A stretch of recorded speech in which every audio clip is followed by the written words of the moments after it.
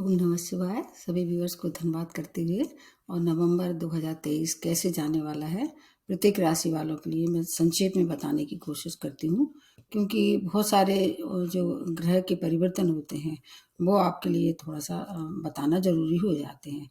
जो लंबे समय तक जो ग्रह जहाँ हैं वह उसके लिए भी मैंने अलग अलग वीडियो बनाए हैं, इसमें भी मैं थोड़ा संक्षेप में बताने की कोशिश करती हूँ। सबसे पहले आप लोगों को दीपावली की अग्रिम शुभकामनाएं। इस माह ये 5 दिवसीय दीपावली का त्यौहार है, जो आपके जीवन को जगमगा देगा और सेफ दिवाली मनानी चाहिए, सुरक्षित दिवाली मनानी चाहिए। अपने घर में जो आपके बच्चे हैं उनके लिए विशेष तौर से ध्यान रखना चाहिए कि उनको कोई नुकसान ना पहुँचे। आपके जीवन में धन धान्य की भरपूर मात्रा में आगमन हो, ये मेरी ईश्वर से प्रार्थना है। नवंबर का महीना जो बड़े लंबे समय तक रहने वाले बड़े बड़े ग्रह हैं, सबसे पहले बता देते हैं गुरु के लिए। गुरु क्या है, मेष राशि में जैसे चल रहे थे वैसे ही चलेंगे। खुशखबरी ये है कि 30 अक्टूबर से राहु ने उनका साथ छोड़ दिया है, तो अब पूरी तरह से वो प्रबल हो गए हैं। उसका वीडियो मैंने आपको अलग से बनाया है, उसका नक्षत्र परिवर्तन भी बनाया है, आप लोग प्लीज उसको देख लीजिए। उसके बाद आ जाते हैं शनि कुंभ राशि में चल रहे हैं, उनका भी नक्षत्र परिवर्तन हुआ है, उसके लिए भी आपको देखना होगा। अभी 2025 तक ये अभी कुंभ राशि में रहेंगे, लेकिन 4 नवंबर से ये जो मार्गी हो जाएंगे, ये थोड़ा सा अलग होगा इस महीने के लिए।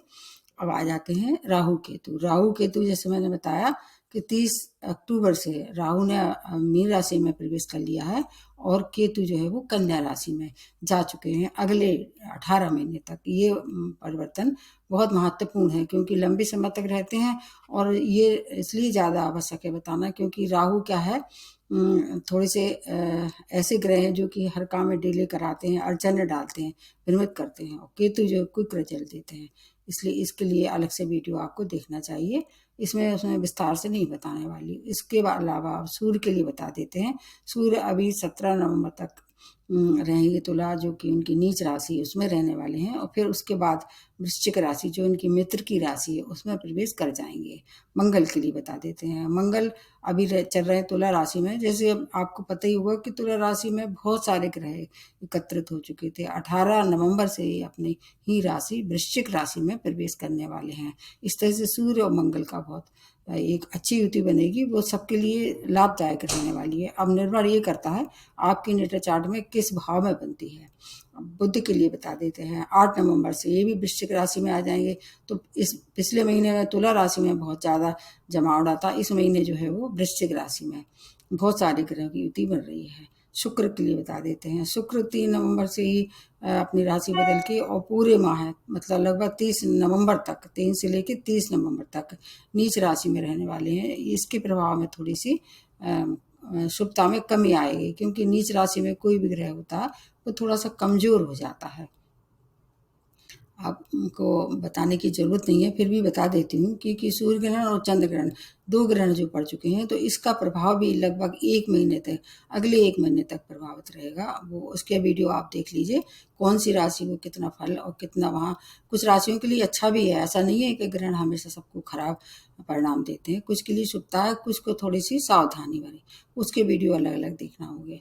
इसमें जो मैं बताने वाली हूँ केवल एक संक्षेप में आप लोगों को बता देती हूँ, क्योंकि ये दीपावली का त्यौहार है, थोड़ा हर्षोल्लास के संग मनाइए, निश्चिंता से आप अपना त्यौहार अपने परिवार के साथ मनाइए। अगली जो राशि बनती है वो है सिंह राशि। सिंह राशि के स्वामी राशि सूर्य हैं, जो कि अभी आधे महीने जो है वो कमजोर स्थिति में रहेंगे, क्योंकि ये तुला राशि में नीच रहते हैं और हर एक ग्रह जो नीच राशि में थोड़ा सा कमजोर हो जाता है। हालांकि बहुत पावरफुल होते हैं, कोई भी ग्रह इनके साथ आता है तो वो कम्बस्ट हो जाता है, लेकिन 17 नवंबर से फिर ये मजबूत हो जाके और आप लोगों को पूर्ण फल देंगे, क्योंकि ये सूर्य और मंगल दोनों मित्र हैं।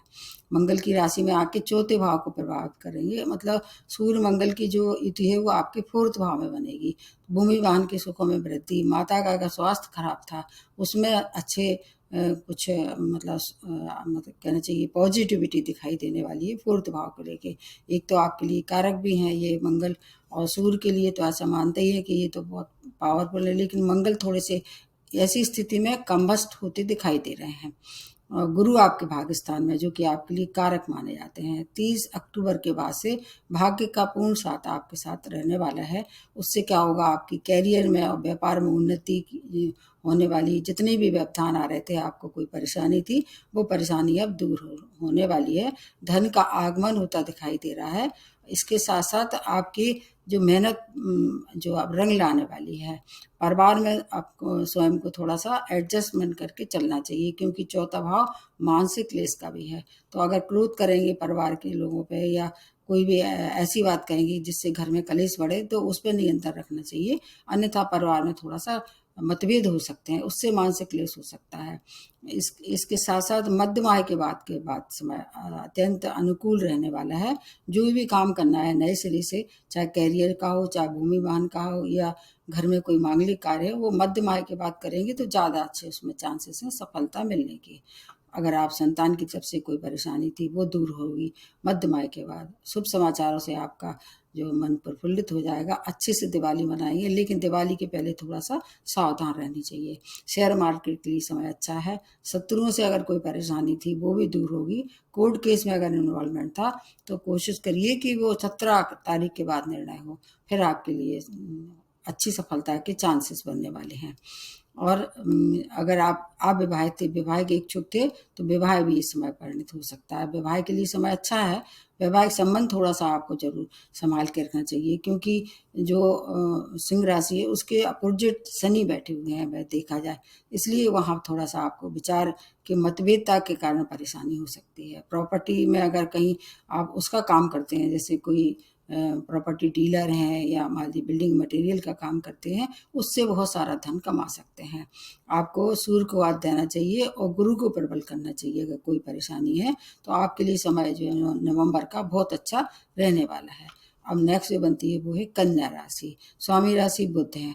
और इसके अलावा मैं बता देती हूँ कि 8 नवंबर से जो वृश्चिक राशि में ये प्रवेश करेंगे।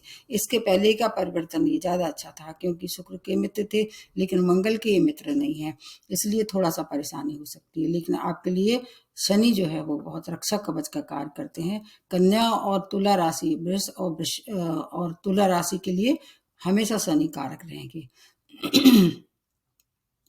और दूसरा एक कारक है, एक तो शुक्र भी है और शनि भी है, इसलिए आपको शनि की शुभता मिलेगी, क्योंकि शुक्र तो वैसे ही पूरे महीने भर नीच राशि में रहेंगे।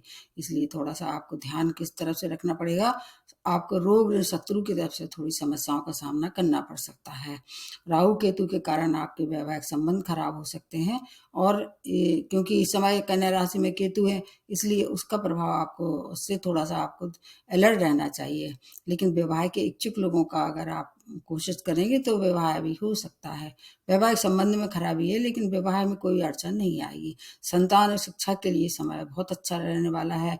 अगर आप नए जॉब का कहीं ज्वाइनिंग करना चाह रहे हैं, या कोई निर्णय लेना चाह रहे हैं, तो आप उसको 27 नवंबर के बाद करें तो ज़्यादा अच्छा रहने वाला है।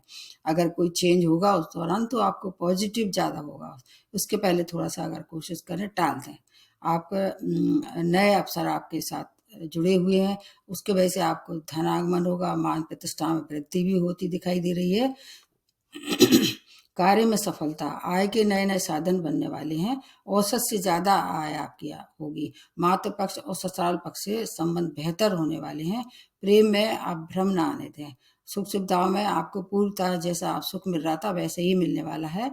आपको कोई ज़्यादा परेशानी का महीना नहीं है, क्योंकि इस समय आपके ऊपर से भी अब ढैया का प्रभाव मतलब समाप्त हो गया। 4 नवंबर से जैसे ये मार्गी हो गए शनि, तो आपके लिए ढैया का जो थोड़ा बहुत भी प्रभाव था, वो भी समाप्त होने वाला है।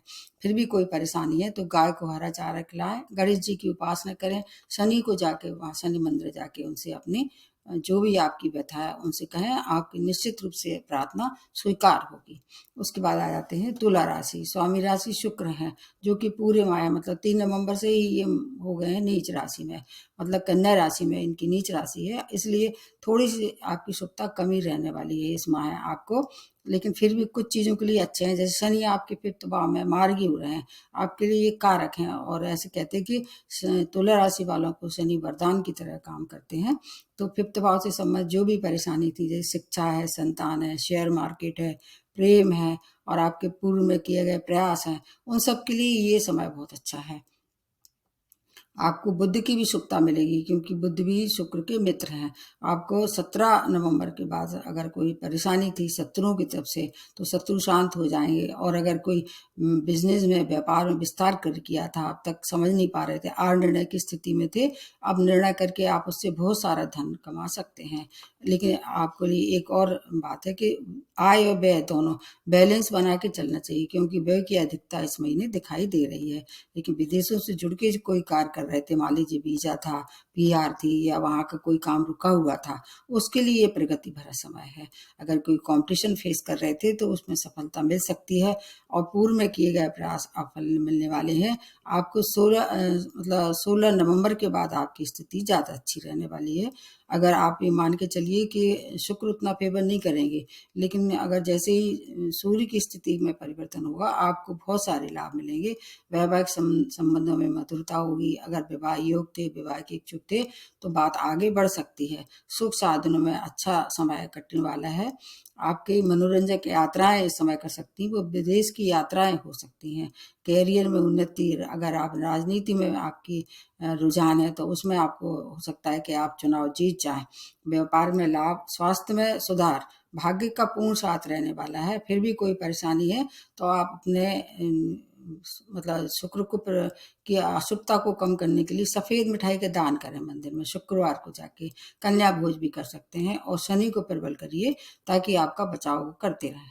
उसके बाद नेक्स्ट में जो बनती है वो है वृश्चिक राशि। स्वामी राशि मंगल है।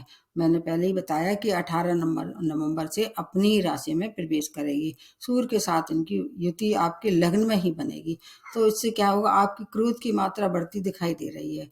आपके अंदर थोड़ा ईगो और क्रोध दोनों ही इसका सम्मिश्रण दिखाई दे रहा है। उनसे आपको अगर बचाव करते हैं तो आपके लिए भी समय अच्छा है। हालांकि ये भी ढैया चल रही है, तो आपको अगर जल्दबाजी ना करें, क्रोध ना करें। बहुत सी चीज़ों के लिए जो बृहस्पति कारक हैं, हालांकि 6 भाव में है, तो आपको 6 भाव से संबंधित जैसे कि रोग ने, शत्रु है, उससे आपका थोड़ा सा मतलब परेशानी हो सकती है, क्योंकि बृहस्पति जिस भाव में बैठते हैं उस भाव की शुभता में थोड़ी सी कमी कर देते हैं। इसलिए वहाँ सावधानी रखें, लेकिन उनकी दृष्टियों का पूरा आपको लाभ मिलने वाला है। आपके लिए थोड़ा सा कमजोर रहेंगे क्योंकि ढैया चल रहा है, तो शत्रुओं से सावधान रहें। कोर्ट केस में अगर इन्वॉल्वमेंट था उसके लिए भी थोड़ा सा अभी ये अनिर्णय की स्थिति रहने वाली है। लेकिन आयु को कोई खतरा नहीं है। आयु की अगर कोई प्रॉब्लम दिख रही थी तो वो आयु के लिए आयु वृद्धि होती दिखाई दे रही है। वैवाहिक संबंध जो है आपके सामान्य रहने वाले हैं।